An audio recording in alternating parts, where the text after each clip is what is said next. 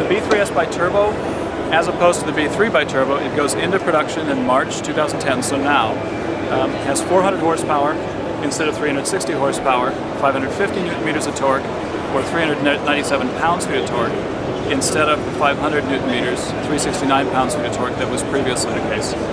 Not to 100 kilometers an hour, not to 62 miles an hour is 4.7, but not to 60 would be 4.5 seconds. And the top speed has risen to that magic number of 300 kilometers an hour from 285. Key in all of that, though, as good as that is, the fuel economy has actually improved. So we're at 9.7 liters on the EU cycle combined. CO2 has dropped below 226 grams, 224 or 225 depending on the model. That's important for many European countries, of course, and it's just the right thing to do. The top line figures on the B3S BiTurbo, but really what's more important is how did we get there? Why is this possible? The real key is if you're creating more power, you're doing more work. You're making more work. And if you're making more work, you're creating more heat. So the real question is how do you deal with that reheat and release and dissipate that heat? And also how can you overcome the air in the intake and the air in the exhaust from fighting itself? And that was the real mission with the B3S BiTurbo. Not necessarily just an increase in power and performance, but an overall increase in efficiency. That's the most important thing here and also the hallmark of Alpina. So key was this is the new intake tract into a very large and generously dimensioned airbox. The air filter is set up differently. There are then two paths, not one but two paths, into the engine, serving the front three and the rear three cylinders separately.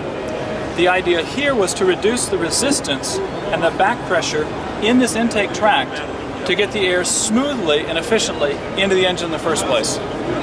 In the engine itself, 9.4 to 1 compression, as we've had previously, but now up to a peak of 1.2 bars of boost, or a total bar measure of 2.2 bars of pressure in the cylinders, times the compression.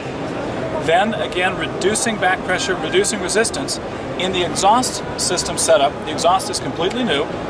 We've taken the pre-cat and cat and we're able to combine it into a single space and unit. The rear silencers are different. Through the entire exhaust system, back pressure has been reduced so that there's less back pressure, less air pushing against the air coming out, the exhaust gases coming out of the engine.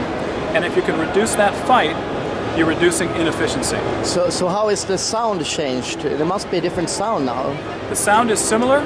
If you have the two cars next to each other, you'll notice a deeper and a little bit more throaty sound, again because there's more work, there's more explosion, there's more energy being converted into forward motion. The real key then is, with this power output and this efficiency and this ability, how do you have the rest of the vehicle keep up with the powertrain? The keys are, we've gone to a new, we call it model year 2010 classic wheel, 19-inch.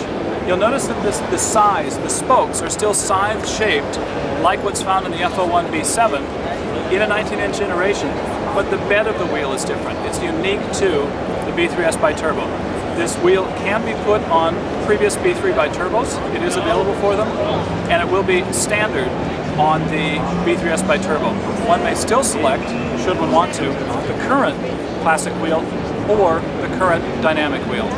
And how does the weight differ between the wheels? Which ones are lightest, for example?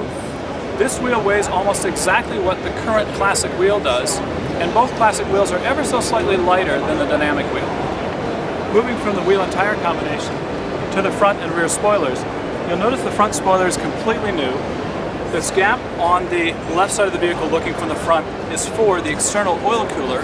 New, as we were saying. On the other side, the gap on the right, looking at the vehicle from the front, is for the external coolant cooler.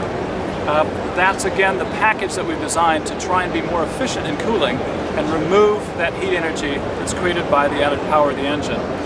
This spoiler is also completely different and is a little bit more efficient and effective in reducing lift because at the back we've now got a beautiful diffuser in combination with the rear spoiler that is more efficient at reducing lift in the back. Let's go take a look. And here is that rear spoiler and the rear diffuser with the fins and the new treatment of the rear exhaust that we were talking about at the front of the vehicle.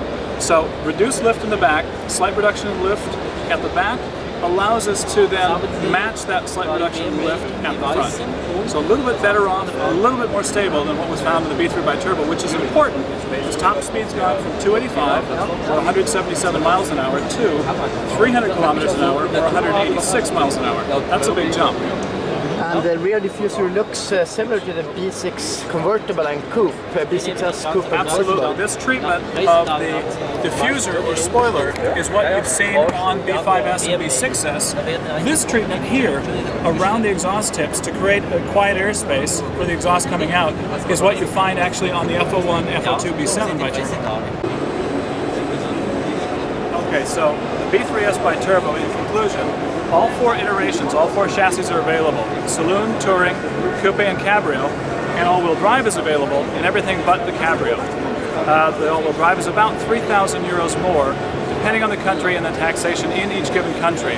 I guess the real message is 10-11% more power, 3-4% better fuel efficiency, and about 4% more in cost. A nice overall equation.